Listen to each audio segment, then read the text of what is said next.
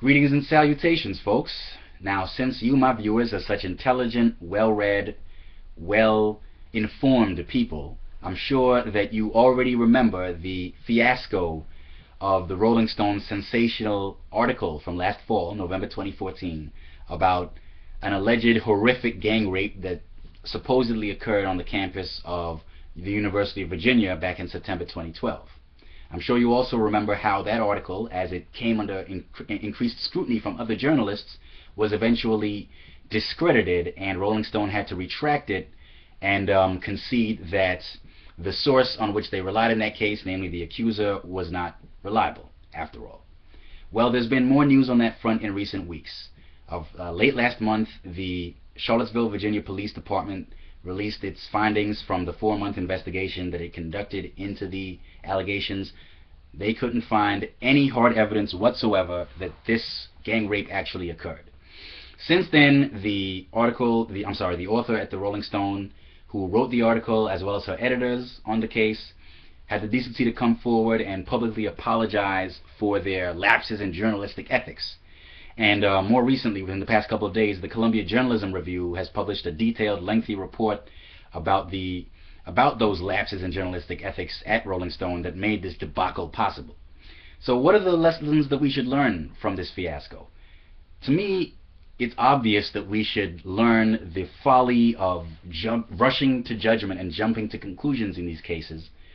And we should learn the importance of reserving judgment and, letting the proper authorities investigate these cases thoroughly before we draw our own conclusions definitively about what did or did not happen.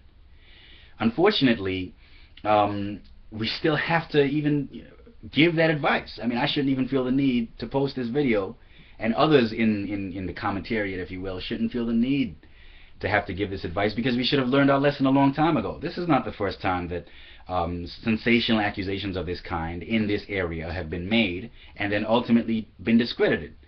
There was the Tawana Brawley accusation back in the 1980s in New York, which turned out to be a hoax. There was the infamous Duke Lacrosse rape case 9 years ago, which turned out to be a hoax. And in that case, and I remember this firsthand, I mean, the bandwagon jumping that occurred in that case was just atrocious. You had students and faculty members at Duke piling on these young men, these lacrosse players, who, as it turned out, had done nothing wrong, dragging their names through the mud based on a mere accusation with not a shred of evidence to back it up. You had the district attorney who committed a slew of ethics violations in order to try to smear these young men and secure a conviction through illegitimate means. Fortunately, he's been disbarred for his misconduct. You had the university president at the time, Richard Brodhead, who abandoned these young men to have their reputations ruined and almost have their entire college careers ruined as well. He didn't even bother to try to urge the campus community and the general public to respect the presumption of innocence in the legal system and to let the courts do their job and investigate the case thoroughly. And you had activists and pundits around the country just completely jumping on the screw Duke Lacrosse bandwagon. It was just completely disgraceful. And in the end, after the allegations were proven false, it's not even as if a lot of the folks who jumped on that bandwagon had the decency to come out and apologize for their smearing of these young men and admit that they had made a mistake. You'd be surprised how many of them stuck to their guns. It was absolutely disgraceful. So, there's no good reason for people to react to these kinds of allegations the way the reporters did at Rolling Stone. Now, that's not to say that their posture was not understandable. There is an approach to dealing with sexual assault that you often hear advocated by sexual assault activists, namely that we should automatically believe the victims in these cases. As sympathetic as that advice is, given the trauma that rape victims go through, given the desire of all, right-thinking people to avoid re-traumatizing them, the fact remains some of these allegations do turn out to be false, and sometimes deliberately falsified. We don't actually know what percentage of them are false. Some studies have put the percentage between 2 and 8%, but I've also seen that finding challenged based on the methodology behind it. So we really don't know how often women, and we are talking mainly about women who disproportionately fall victim to sexual assault, we don't know exactly how often women falsify these accusations. But we do know that the number is somewhere above 0. It's not as if it never happens. It's not unheard of. Okay? So it's important to avoid rushing to judgment in these cases and allow the proper authorities to investigate them thoroughly. And preferably, I would say the proper authorities should be the justice system, law enforcement, and the courts, which are properly trained and equipped to investigate these kinds of crimes, as opposed to, say, university administrations. Now, insofar as college administrations are going to take this task upon themselves, I think it arguably makes sense for the so-called first responders, if you will, to adopt a sympathetic posture when dealing with, face-to-face with the accusers in these cases. Sexual assault counselors and people in those kinds of positions, I think it arguably makes sense for them to adopt a sympathetic, believing posture when they're talking to alleged rape victims, so that those victims feel comfortable coming forward and telling their stories. And again, most of them are telling the truth, or at least what they believe to be the truth. But, and again, when it comes to general rape cases out in society at large that are dealt with by law enforcement, I think it may make sense for the police officers investigating the cases, especially in the early stages of each investigation, to adopt a relatively sympathetic and believing posture so that victims feel comfortable coming forward. But as for the rest of us in the institutions that investigate and adjudicate these accusations, whether on campus or in the courts, and just the rest of us in society at large, in the general public, we should not rush to judgment. We should not automatically believe the accusations. That's not to say we should automatically dismiss them either. We shouldn't do that either.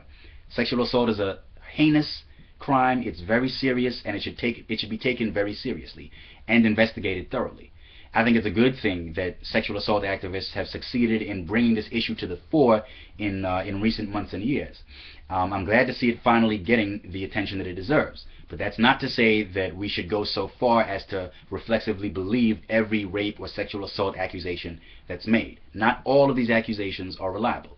And as even some of the ones that are not falsified still are not necessarily reliable because there's not enough hard evidence to back them up. So you're not necessarily blaming the victims or dismissing the victims' stories when you subject these claims to close scrutiny. You're just acknowledging that there may not be hard enough evidence to justify a finding of guilt or a criminal conviction in the end. There's a lot at stake in these cases. There's the freedom and the reputations and the futures of the people who are accused, and then there's the credibility of rape and sexual assault victims themselves, who are only going to have a harder time making their voices heard and getting their experiences taken seriously in the future when these false accusations end up taking up so much media attention. So, for the sake of sexual assault victims themselves, as well as for the sake of the accused in these cases, it's, it can't be stressed enough how important it is to avoid jumping on these bandwagons of condemnation. We need to reserve judgment. Those of us in the general public who are not directly connected to these incidents need to recognize the limitations of our knowledge and recognize that we need to let the proper authorities investigate these cases thoroughly before we draw any firm conclusions about what did or did not happen. That's the lesson that we should learn from this incident, and that we really should have learned from other past incidents a long time ago. And one more particular point: people who hear these claims and subject them to closer scrutiny and point out holes that may exist in these accusations should not have to fear being smeared as rape apologists or rape denialists, as they're often called. That was a very commonplace reaction by sexual assault activists to the first couple of journalists who started shining a limelight or putting this Rolling Stone magazine story under a microscope last fall. One of those journalists is a personal acquaintance of mine, Robbie Sawab, a writer for Reason magazine. He was one of the first reporters to voice skepticism about the Rolling Stone magazine story. And I remember one of the writers at Gawker.com called him an idiot in the title of her response piece, and made him and other similar skeptics out to be rape apologists. Then, of course, she ended up with egg on her face when the story disintegrated, and she had to apologize. Although, based on a Twitter interaction I saw between her and Mr. Sawab after the fact, I would actually conclude that her apology was not particularly sincere. That's just a completely reprehensible attitude to take in these situations, and that's exactly the kind of attitude that we need to do away with if we're going to do this issue of sexual assault the justice that it deserves, and do both the accused and the accusers in these cases the justice that they deserve as well. So once again, those are my 2 cents. I look forward to hearing your feedback, agree or disagree. Let's keep the discussion going, folks. Sayonara.